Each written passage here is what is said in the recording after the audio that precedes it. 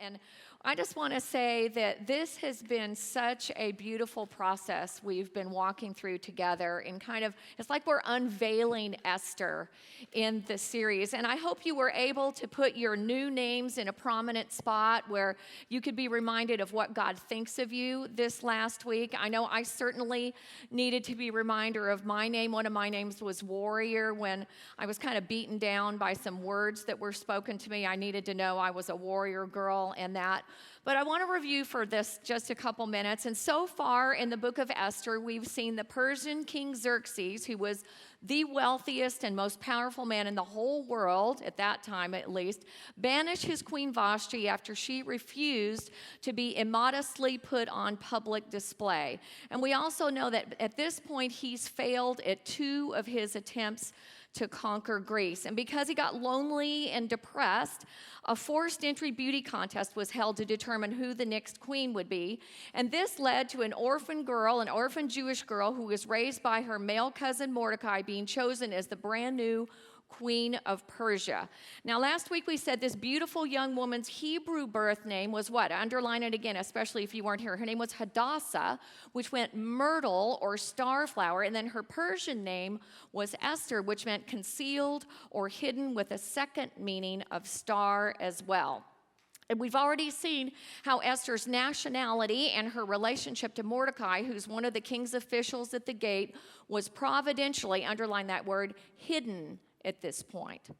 But at the end of last week, the story took a turn, didn't it? In chapter 2, verse 21, we see that Bigthana, right, the thugs, Bigthana and Teresh were 2 of the king's eunuchs who guarded the doorway. While Mordecai was sitting at the king's gate, they became angry and began to make plans to kill King Xerxes. But Mordecai found out about their plans, and he told Queen Esther. Then Esther told the king how Mordecai had discovered the evil plan. And I want you to underline the word evil there. When the report was investigated, it was found to be true, and the 2 officers who'd planned to kill the king were hanged, and that's how it rolled in that day. All this was written down in the daily court record in the king's presence. The king is fully aware of this. So Mordecai, he's been on the outside watching his precious cousin go from this beautiful, unknown Jewish girl to now Queen of Persia. And we haven't really talked so much about what must have been going on in his head, what he was thinking the day she was crowned queen and had this big royal banquet in her honor. But can you even imagine how he felt about all this? It must have been overwhelming to him. And now he discovers this plot against the king, and through some form of communication, we're not really sure how, he gets the word to Esther, who then reports it to her husband. But it's important to note here that even though Persian rulers, they were well known for rewarding those who served them well, not to mention someone who'd saved their life, no acknowledgement or benefit like a tax exemption or a promotion is given to Mordecai, even though Esther made it very clear that he was the one who uncovered and reported the plot. No acknowledgement. And have you ever been in this situation where you're not rewarded for a job well done? Or you shared something that was important to you or that you were passionate about, hoping it would change someone's mind or influence their decision, or they'd get excited about it, and they either completely ignored it or they just didn't get it, or they went a totally different direction. You know, it's hard when your personal agenda that you're sure is best doesn't come through, isn't it? Let's pick it up in chapter 3. Sometime later, King Xerxes promoted Haman, underline that name, son of Hammedatha, the Agagite, over all the other nobles, making him, underline that, the most powerful official in the empire. All the king's officials and all the king's men would bow down before Haman to show him respect whenever he passed by, for so the king had commanded that they do that. But Mordecai refused to bow down or show him respect. Then the palace officials at the king's gate asked Mordecai, "Why are you disobeying the king's command?" They spoke to him day after day, but still he refused to comply with the order. So they spoke to Haman about this to see if he would tolerate Mordecai's conduct, since Mordecai had told them he was a Jew. All right. Now, we already acknowledged how hard it is when we don't get recognized or we feel valued or for our work or for our loyalty, or when we're the person in the background, or when we're overlooked and someone else gets credit for something we played a huge part in. I mean, that's really hard. Or maybe someone else in your world is clearly the favorite. Have you seen that? Or there could be only one winner and then you came in the close second. You know, all these things live in the realm of what I like to call not fair, right? I'll say not fair, or being overlooked, or both. And for those of us who tend to live on the fair side of life, right, this is extra hard. You know, how many times have we thought or said, you know, that is just so not fair. That doesn't seem fair. That just isn't fair. Now, on the surface, it seems like Mordecai might have sour grapes over what was royally unfair and stubbornly just won't bow down to this guy, Haman. It would seem that way. But in verse 3, it appears that the issue for him was actually rooted in Haman's demand that he worship a man over God. And this is really a tough one, isn't it? The Bible very clearly tells us to respect authority and the laws of the land, and that was what was decreed by the king. But I just love how Jesus answers this question for us when he holds up a Roman coin in his day and he says this in Matthew 22. Whose likeness and inscription is this? They said, well, it's Caesar's. Then he said to them, therefore, render to Caesar the things that are Caesar's, and to God the things that are God's. So what do? We pay our taxes, we obey the laws, we respect authority, but we do not worship those who are in authority over the God of the universe, who's the King of all kings, right? And in this situation, it was likely that Mordecai was the only Jewish official in that bunch at the gate. Or if there were other Jews, they just become so Persian-like, they just caved and complied with all this.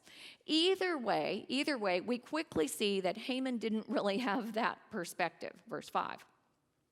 When Haman saw that Mordecai would not bow down or show him respect, he was what?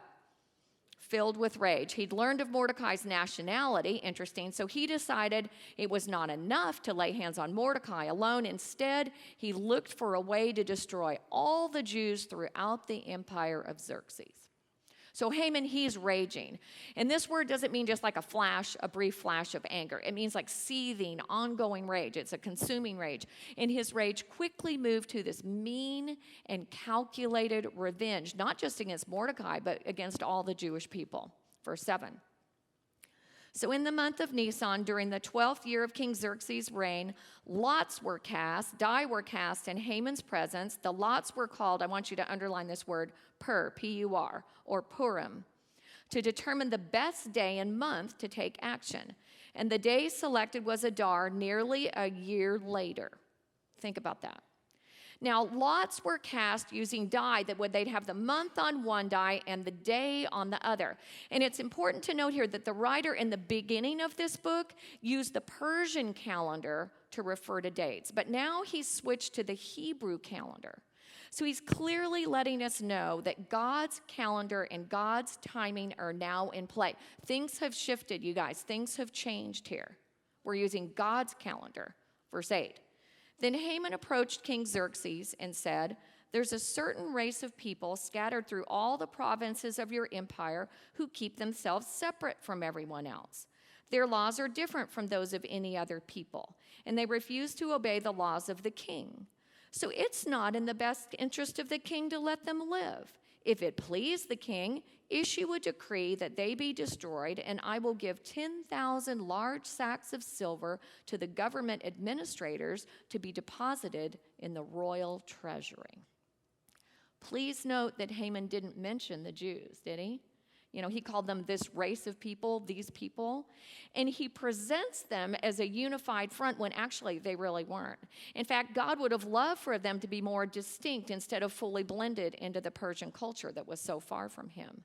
But then Haman sealed the deal with that manipulative statement. You know, it's not in the king's best interest to let them live. And then he proposed kind of a bribe-like plan to replenish the treasury that had been depleted by Xerxes' attempts to take over Greece. Verse 10. The king agreed. Do you think this is a strong king or a weak king at the end of the day? Pretty weak. The king agreed, confirming his decision by removing his signet ring from his finger, giving it to Haman, son of Hammedatha, the Agagite, the enemy of the Jews. The king said, the money and the people are both yours to do as you see fit. So on the 13th day of the first month, the king's secretaries were summoned, and a decree was written exactly as Haman dictated. It was sent to the king's officers, the governors of the respected provinces, and the nobles of each province in their own script and languages. The decree was written in the name of King Xerxes and sealed with the king's signet ring. Now listen, the signet ring was a big deal. It basically meant that you had the full trust and authority of the king to represent him. And that gave Haman even more leverage to work with here. So I want you to skip down in these next verses and go to verse 13 where it says, letters were sent by messengers to all the king's empire, ordering them to do what? Destroy, kill, and completely wipe out all the Jewish people. That meant young and old, women and little children too. It was to happen on a single day, the 13th day of the 12th month, which was Adar. They could take everything the Jewish people owned. A copy of the order was given out as a law in every state so all the people would be ready for that day. The messengers set out, hurried by the king's command, and as soon, watch the timing is here, as soon as the order was given in the palace of Susa, the king and Haman sat down to drink. Wow. But the city of Susa was in confusion. Of course it was. You know, this wasn't just a physical threat, it was a psychological threat too. Some translations use the words destroy, slaughter, and annihilate. I mean, can you even imagine what it would be like to read those words on that, decree and then live the next 11 months knowing that this is coming? And after they sent out the orders, it says King Xerxes and Haman sat down and had a drink together. I wrote this. I said it's kind of like clueless and cunning are both totally distracted and callous to a city and a people they've just thrown into chaos at the stroke of a pen. Now, lest we get too far and we separate ourselves from the scene here, I would imagine like me, you've had someone hurt you or move on and be oblivious and callous to the pain or the damage they inflicted. I bet everyone here has had that happen. And maybe they'll never realize the full extent of what they did. Maybe they'll never, ever get it. I remember seeing a picture of someone one time on Facebook having a big old time, smiling face, enjoying the company they were with, and looking at that, and I knew that that very day they had hurt someone I cared about so deeply I could hardly breathe over it. And I can remember thinking some not so good things about what I wanted for them, what I wanted to happen to them that day. It's back to the not fair. It just didn't seem fair. They had no right to be so carefree and oblivious at that point. Or have you ever had someone be so caught up in their own happy, that they were totally unaware of your struggle, what was going on with you? And I get it, you guys. Sometimes this is just circumstantial. It's just the way it is. I remember going out to dinner a few weeks after my twin baby boys died and going into the restaurant, and in my mind's eye, everyone in there looked like they were pregnant. They weren't, but that's how it appeared. And it seemed like if they weren't pregnant, everyone in there had a little baby or a child. And I could hear people laughing and having so much fun. I'm thinking, but you guys don't know. You don't know what just happened to me. Sometimes all we see in others is the thing we so desperately want. Isn't that true about us? In a silly world, I've been wanting a pair of those strappy little ankle sandals so badly. It seems like everybody, at least last week in the room, had them on. I don't know, just what I'm thinking. But listen, you guys, I know some of you have struggled with infertility like I did, and you have made your way through countless baby showers. I don't know how many baby showers I went to before I had a baby. Or there's the how many weddings and how much money can I spend before it's my own wedding scenario. Or maybe listening to someone gripe about how their husband loads the dishwasher when you'd give your eye teeth to have a husband load a dishwasher. Or my Johnny got a scholarship to UT when your child didn't get an acceptance letter at all. Or there's we're redoing our kitchen when you don't really know if your husband's job is secure. Or maybe they landed the big job and you're stuck and you're dead in cubicle. You get this. And it's hard because this is what I know. There can be this internal struggle between being super happy for someone. Maybe you are super happy for them, right? And you really do want the best for them. And you're glad that happened.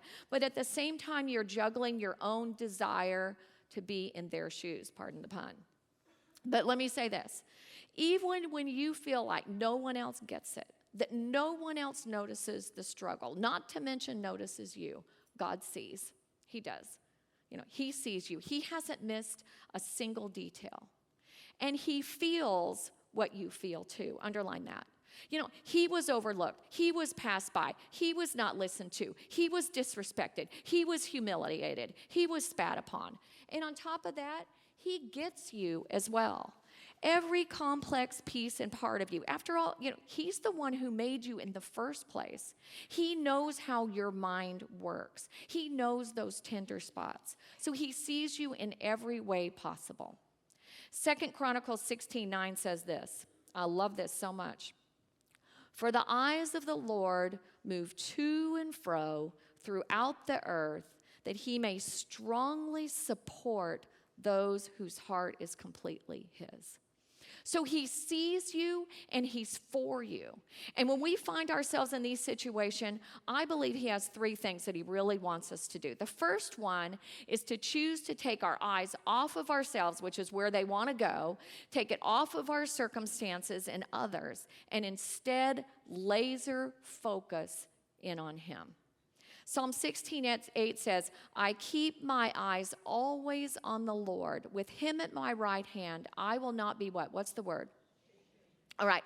The word shaken here means to be taken out or dislodged or overthrown. Sometimes you guys, I'll scream this out loud to the enemy. I will not be overthrown. I will not be taken out. And I love this. This is such a great picture. I love this picture from the Old Testament so much. So when the evil Moabites and the Ammonites were coming after the cities of Judah, King Jehoshaphat prayed this. It's such an honest prayer. It's a super honest prayer. 2 Chronicles 20, verse 12 says, "O our God, will you not judge them? Come on. These are some bad, bad people here. Do something about these people.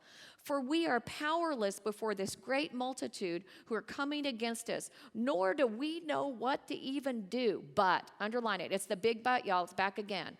"But our eyes are where? Our eyes are on you."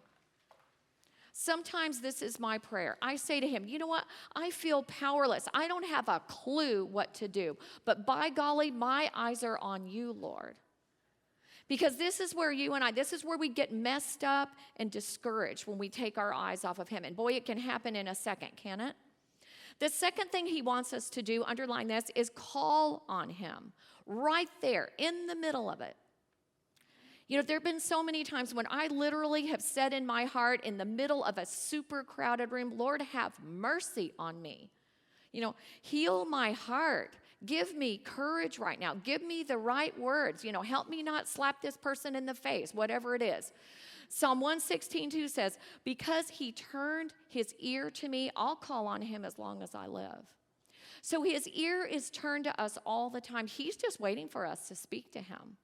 And when we do, he promises us this in Psalm 32:8. He says, when you turn that ear, in your words to me, I'll instruct you and I'll teach you, Tanya, in the way you should go. I'll counsel you how. Circle it, underline it, bolden it. What's it say? Yes, with my eye on you. When you know you're walking into one of these tough situations we're talking about, I want you to visually see him sitting there right there next to you, just leaning in to hear you whisper whatever unspoken words are right up there in your heart. The good, the bad, and the ugly. He's not surprised by anything that's in there. And then listen up, because he just promised that he's there to guide you as well. So he wants us to put our eyes on him. He wants to call on him, and listen for guidance. And third, this sounds so simplistic, and it's the hardest thing ever. He wants us to choose to do the right thing. So I love these two verses together. It's Romans 12:21 and Colossians 3:17, because they make it very, very clear. Romans 12:21 says this, do not be overcome by evil, but overcome that evil with good. And then whatever you do in word or deed, do everything in the name of the Lord Jesus, giving thanks to God the Father through him. So a great rule of thumb here is if you can't do or say it in the name of Jesus, it's just better not to do it at all. That's kind of what Thumper said, right? And the book of Micah paints this beautiful, beautiful picture of what this would look like when it says this. He has told you, oh man, what is good. I mean, we know, come on, you guys, most of the time we know. Most of the time we know what the good thing is. And what does the Lord then require of you then, Tanya? He's told you what's good. What does he ask of you? But to do justice, to love kindness, and to walk humbly with your God. This is what's on your card this week. I hope you put it in a real special place. And I get it. Haman, he was mean, wasn't he? Mean. And I'll tell you what, the mean in others can bring out that little mean girl inside of you in a heartbeat. You know who she is. You can see her in there. My little girl's really green. You've seen her. You know, it's when you say that thing that you wish you could take back because it had just a little prick, just a little dig, or even a knife attached to it. You know, sometimes it's straightforward. Other times it's kind of backhanded, or it's hidden in other words to try and make it look nicer. And I'll tell you what, and I'm sorry to say this, but women are better at dressing up that mean girl in there with their remarks than men are. They're more direct. And when the mean girl in someone else is mean to someone we care about, then the mean girl in us, I'll tell you what, I don't know about your mean girl, but my mean girl is begging to come out. She wants to come out so bad and do something about it. I have a picture of my daughter, Michelle, and this is at her graduation a couple years ago, and that's her daughter. That's my granddaughter, Tira, there. And when Michelle was in 5th grade, we moved. And we moved from Louisiana to Colorado. And Michelle kind of got her growth spurt early. She was super tall. She was about 5'10" in 5th grade. And it was really hard for her to move. She'd spent her whole school life in one place. And on top of that, when she got there, there was a kid in her class who was so mean and was teasing her and calling her ogre because she was tall. And she got some of the other kids to call her ogre as well. Now, I'll tell you what. That mean girl in me, I wanted to be so mean to that child who was calling my daughter ogre when she was already hurting in the first place. This is hard. The temptation in this is so real, but I want you to remember a verse we've talked about before. It's in 1 Corinthians 10:13. It says this, "The only temptation that's come to you is that which everyone has." We're in this together. "But you can trust God, who will not permit you to be tempted more than you can stand. But when you're tempted, Tanya, for that little mean girl to come out with her little knife, he will also give you a way of escape so you'll be able to stand in it. You don't have to go there." So God will always provide a door when you're looking for the door. So you got to hang in there. Focus on him, because if you focus on the people and the circumstances, you're going to be tempted to be mean. And I can guarantee you, when you do that, you're going to end up both weary and discouraged. You're going to end up weary and discouraged. So focus on him, and then stand on the promise of Galatians 6:9 that promises that one of these days, this is coming, you guys, the season of reaping is going to be here. It says this in verse 9. "Let us not," underline this, "grow weary," underline that, "of doing good." Don't grow weary of that. That's exactly what Satan wants. "For in due season we'll reap if we" what? No, say it like you mean it. Yeah. You know, trust me, the time is going to come when everything's going to be more than fair. You know, the fair police here, they're just not going to be able to get to every situation and every person. But in the meantime, I'll tell you what, you can call me. You can email me. Call your small group if you feel like throwing in the towel or letting that mean girl have her way. You know, this is why we're here. We need each other in all this. And as we close, I couldn't wait to show you guys. This is such a great example of God's timing in the book of Esther, because his calendar is now on full display. It is unfolding, because if you look carefully at the sequence of events, the day this this terrible news would have been delivered to the Jews would have been at the very beginning of the Passover week, when all of the Jews, even those who were now more Persianized than Jewish, would be gathered with their families to celebrate how God saved them from persecution and death and annihilation in Egypt. And you know what? Haman, he knew that. Of course he knew that. This was calculated. This was mean. He would have delighted in ruining all this for them, of robbing them of this. But God had other plans, because this was also, on God's calendar, the very time the Jews would be reminded of who they were and how God had delivered them from the hand of Pharaoh and the Egyptians, and instead encouraged them to believe that he could also, underline that word, deliver them from Haman and the Persian government as well. So it's kind of backfiring, right? So this horrific edict began to reunite them as a people who'd been scattered rather than bringing them down. It emboldened them rather than causing them to lose heart. The thing is, and this is so important, No matter what is on man's calendar, God's calendar will ultimately prevail in his time, in his season, and in his providence. God's calendar always trumps whatever's written in ink on man's. And this is just the beginning of a perfect reflection of how God can work all things, even the most evil of things, for our good. So as we finish, I want us to go back to this fixing our eyes theme, where we fix our eyes theme, and I want you to look at this encouragement in 2 Corinthians 4, 6 to 18, where it says this: do not lose heart, Tanya. Though your outer self is wasting away, your inner self is being renewed day by day. For this light momentary affliction is preparing us for an eternal weight of glory beyond all comparison as we do what? Underline the word. It's all about the look, you guys. As we look not to the things that are what? But to the things that are, for the things that are seen, they're temporal, they're transient, but the things that are unseen are eternal.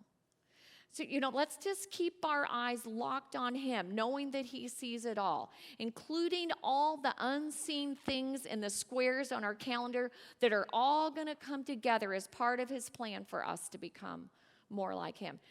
And I believe this. You've heard me say it. I keep saying it. I believe it with all my heart and soul, that the best is yet to come. For me, for you, for all of us together. We've got to focus. It's where we put our eyes. Yeah? That'll be your card for the week. That's what you're going to talk about in your groups, where you focus. Would you pray with me?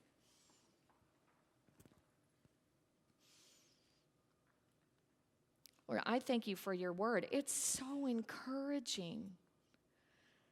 Thank you that you gave us this cover-to-cover book that tells all these stories where we can see your redemption, even in the most evil of things. And I want to pray for my friends here today, for those who are feeling overlooked, or that things just haven't been fair.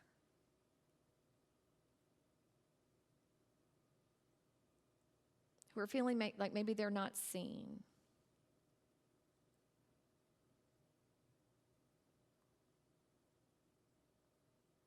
Lord, we don't want to be the mean girl. She's tricky. Help us to be more self-aware, to recognize her. And give us the strength and the courage to choose the right thing, to see it, to choose it, and to keep our eyes on you. We really want to keep our eyes on you. Thank you that your eyes are on us. In Jesus' name, amen. All right, y'all have some super fun things to talk about, and this is short today because you're going to break a little bit early, so jump into your questions because we have a guest today, and you are going to love what's going to happen in a little bit. So jump in your questions.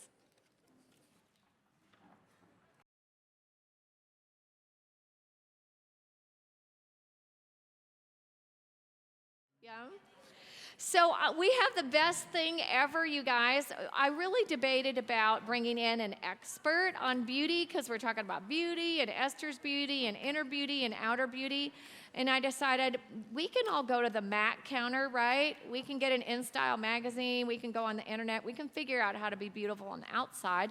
It's a little more complicated on the inside, so we're talking about what that looks like spiritually, but I thought it would be great for us to talk about what that would look like in our bodies. If you were here last week, you learned that those women who were in the beauty contest, they actually fed them special foods to make them more beautiful, and we all know that what we put in our bodies makes a difference. So I have the most amazing friend of mine here. Her name is Erin Gussler. Y'all clap for her.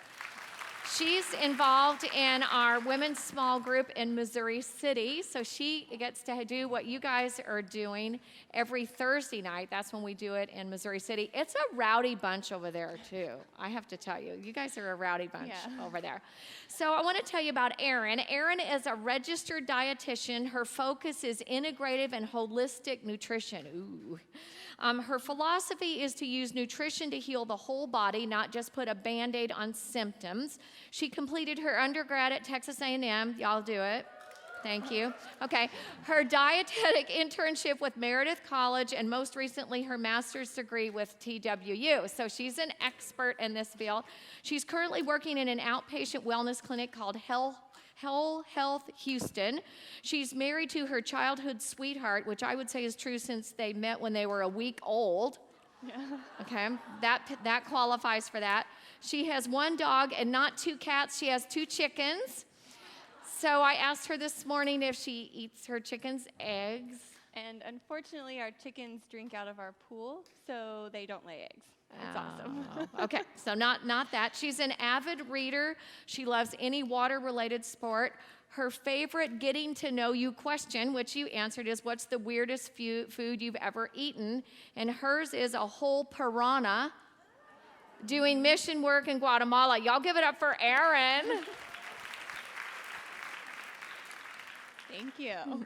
So I thought just starting right off the bat, we'd get right down to business here and talk about how I would know if I was not eating well. Yes. So most people think that when you're not eating well, you're going to be fat, right? But there's other things that we look at when people aren't eating well. So it could be skin stuff, acne. That's a huge thing if people aren't eating well. And often, by changing someone's diet, we can get rid of acne. It's really, really awesome. No Accutane, no medicine. That's fantastic. Mood swings, anxiety, depression, those are all symptoms of not eating very well. Headaches, trouble sleeping, not feeling rested in the morning, waking up at night. That's definitely your body saying, hey, I'm not happy with that.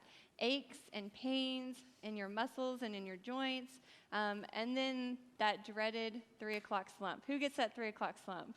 Yeah, definitely. So that's a symptom that your body may be saying, hey, I'm not happy with how you're eating. So let's look at things that we can do to change how you're eating. So for me, Erin, like Yes. I sometimes I wake up in the night. Yes. Like I wake up at 3. Yes. So tell me why I do that. Yes. It's not stress. I'm sure it's not stress. It's definitely not stress. It's never stress. But when we take out stress, sometimes waking up at 3 o'clock in the morning or at 2 o'clock in the morning could be a symptom that your blood sugars are getting low. And when your blood sugars get low, your body sends out a stress signal and says, hey, we're having an issue. I need you to wake up and take care of it. And so that may be why you're waking up in the middle of the night, is when your body's saying, something's not right. This is not working. So often when somebody is coming to see me and they say, hey, I'm waking up every night at 2 or 3 in the morning, I always like to recommend, let's eat a little bit something before bedtime.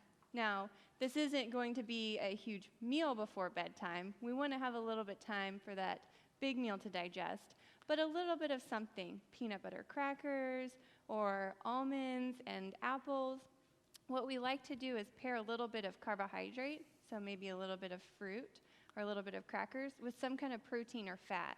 And that protein or fat is going to help keep those blood sugars stable all throughout the night so that you can sleep throughout the night. And we think about sleep, that's one of the most important things we can do for our body. So if we eat well to support sleep, then that's fantastic. Yeah. Yeah. So I could eat after 8 o'clock. Didn't y'all always hear you couldn't eat after 8 o'clock? That's just so annoying. Yeah. What about the popcorn? Definitely, we're not eating mashed potatoes and a big pot roast. We're not eating a huge meal, but a little bit of something before you go to bed can actually help you sleep well at night. And sometimes I'll even tell people, if you're waking up in the middle of the night, have some peanut butter crackers on the side of your bed that you can eat. And that may be enough to calm down that stress signal that your body is sending so that you can get back to sleep and so that you can get some good rest. Sounds good. Yeah. All right, so tell us what the components are of a healthy diet. So Yes. I want to, that's accessible for me. Yes. Right. Okay. Yes. So on your tables, there's a couple handouts that I've given you guys. Now, the big one that I want to look at right now is going to be the one that's titled Macro Trio, and it's the one that's got all the little boxes on here. Because this is really, truly what makes up a good, healthy, balanced diet. So if you see, we have our carbohydrates. Those are going to be our first 2 categories. So non-starchy carbs. As a dietitian, I have to tell you, eat your vegetables. That's something you have to do. So really loading up on broccoli and cauliflower and kale and all those really fantastic veggies, that's a really important part of your diet. Now the second category is going to be our starchy carbs. So this is going to be most people's favorite category. So looking at your starchy carb category, are there lots of things in here that you guys like? Yep, that's some good stuff in here. So this is going to be our fruits, our beans and our legumes. It's going to be our starchy veggies like potatoes. It's going to be all of our grains are going to fall in this category. And then our cookies, our candies, our chocolates are going to fall under this category. So not necessarily that this is a bad category, but this is one that sets you up for the blood sugar roller coaster. So you think about in the morning, most people eat oatmeal with some fruit and some orange juice or a piece of toast on the side. Well, that's hitting this category a lot. And so what that does, it says, okay, let's strap you in for that blood sugar roller coaster. We're going to get those blood sugars to go really high, and then your body crashes them. So really being careful of your portions in this category.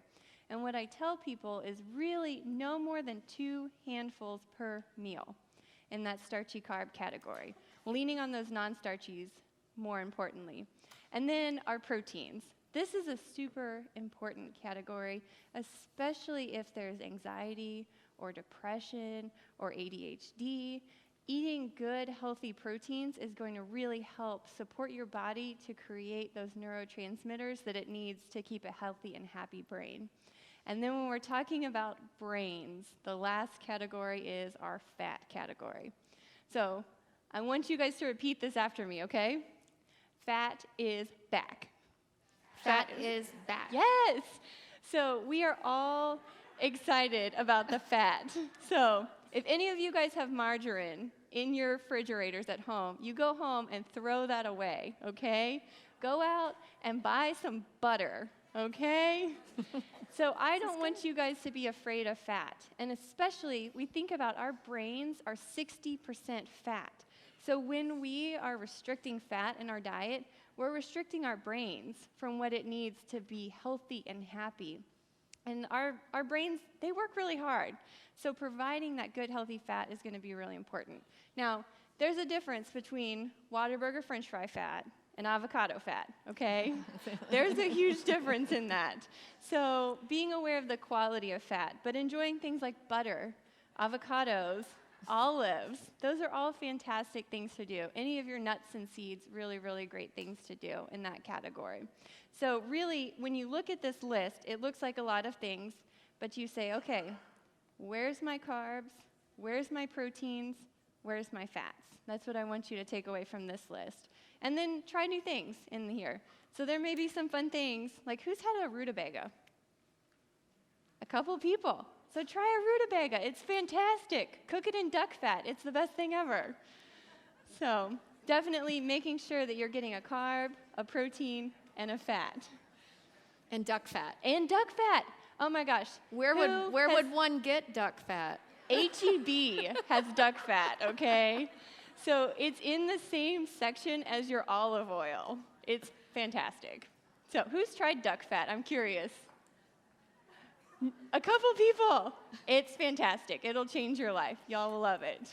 So where would I start, Erin? Like, give me a place to start that's not overwhelming. Because sometimes, like I'm going, yes, I believe, but I don't know where to start. So make it easy for me to start. So this is a question I get a lot when people find out I'm a dietitian. What can I do to change everything in 2 steps? Well, it's not that easy, but we have some really good starting points. So definitely the number one thing I say is hydration. That's going to be really, really important to make sure we're focusing on hydration. So what I want you to do, and you can cover this up, but I want you to take your paper and I want you to write your weight on it. Cover it up so your neighbor doesn't see. Okay? Oh, they're moaning, Erin. I know. I'm going to show you how to calculate specifically what your body needs hydration-wise. Okay? So we're going to take that number. We're having mutiny over here. We're going to take that number and divide it in half. And that's going to give you how many ounces of water I want you to drink a day. So for easy math, if you weighed 200 pounds, I would want you to drink 100 ounces of water. Now, if you don't understand what ounces look like, so if you take that number that you have and times it by 30, that gives you your milliliters that you need. So depending if you like ounces or milliliters, that gives you an idea about how much you need. So if you weigh 200 pounds, 100 ounces, or 3,000 milliliters, or 3 liters of water. Who thinks that they're hitting their water goals? Wow. Look at these people. Look at you guys. This Good side of the room is job. more hydrated Way than to the other go. side of the Yeah. room. I don't understand Okay. that. Put Look down at the that. coffee, drink some more water. No. Now, also, when we're talking about coffee, definitely any kind of beverages, being careful with those artificial sweeteners. I really say stop the artificial sweeteners. So the pink stuff, the yellow stuff, the blue stuff, get rid of it. I would much rather you use sugar than the pink stuff, the blue stuff, and the yellow stuff. Now, if you're worried about calories, which is why a lot of people use the pink stuff, the blue stuff, the yellow stuff, do stevia or do monk fruit. Those are all going to be really fantastic no-calorie options that aren't toxic chemicals. Because what they do is they take sugar and they add stuff to it, and it looks like poison to your body. That's terrible. We don't want to do that, so get rid of that. And then definitely we want to be doing some good fermented foods in our diet. So who's tried kombucha? Yeah, we've got some kombucha. What about kefir? What about sauerkraut? What about kimchi? No? Yeah. Okay, so if you don't know what I was talking about, ask somebody at your table and try something new. Yeah, so definitely. And then the other big part is really making sure we're balancing those macronutrients. So those carbs, those fats, and those proteins at every single meal. So what I've done for you guys, because you guys are busy people, we really want to make those mornings easy. So I have a smoothie recipe for you guys. How fun is this, balancing y'all? those macros. Yep. And so that other handout that you guys have has information on how to build a good, healthy smoothie in those macronutrients. So the one that I'm going to build for you guys today, we're going to start with our non-starchy carbs. So we're going to start with our spinach. I'm not a measurer. I don't know about you guys, but if you have kiddos running around, probably not easy to pull out the scale or the cup. So I measure by hands. So we're going to do about 2 handfuls of a non-starchy. So that's going to finish off this bag. So we've got spinach, that's a really easy one. In here, we've got blueberries. That's a fantastic starchy carb. I made the mistake earlier today of reaching in here and stained my hands purple. So that was fun. So about a handful of something in that starchy category, and then our fat. So that's an important part. That's a part of staying power of some of these foods, is making sure we're including fat. So does everybody know how to pick a good avocado? Yeah. So what you do is this little part at the end, you're going to pull it off. If it pulls off easy and it's green under here, it's a good ripe avocado. If it pulls off hard, probably not ripe enough yet. And if it pulls off really easy and it's brown, it's probably a bad avocado. So that's going to give you a really good idea about the ripeness of your avocados. Because I don't know about you guys, but avocados are expensive. And if I'm going to pay money for an avocado, it better be a beautiful avocado. So we're going to put a good healthy fat into our smoothie. So a lot of times when people make smoothies, they say, oh, well, it doesn't stick very long. And I say, well, you need to add some fat to it. So this fat is what keeps it stuck to you for a little bit longer. It keeps you full and keeps you satisfied. And then we're going to add some protein. Now, you can always have some protein on the side, but what I find is putting a good protein powder into that smoothie is going to be a really great way to get that protein into your smoothie. So if we look at this, we've already got a really balanced meal, right? We have our non-starchies, we have our starchies, we have our fat, we have our protein. And then some kind of liquid. I have almond milk over here. And then some kind of flavoring. So if you wanted it a little bit sweeter, put some stevia in it. Put some honey in it. That would be fantastic. I'm going to put some cocoa powder in it because I know Tanya loves chocolate. true. And chocolate and avocados are just the best combination ever. And maybe a little bit of vanilla. And we can always do a greens powder. So this is pretty versatile. You can do a lot of things. You can change it however your taste buds are. And then we blend it up, and we're on our way running into work. So that's easy peasy. We don't have to think about it. Okay, so while it's blending up, I need somebody from table 13, table 9, table 6, and table 25. I want 4 people to come on up. Quick. Gotta hurry. Be brave. It has chocolate in it. It has chocolate in it.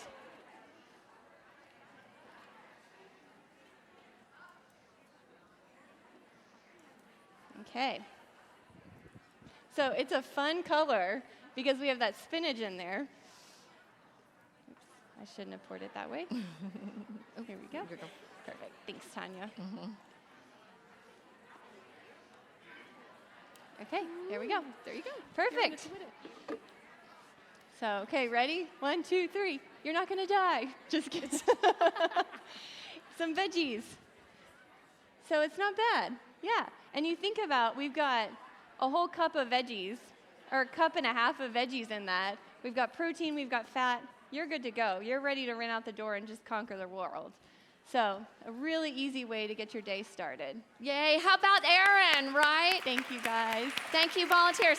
Let me tell you about Erin.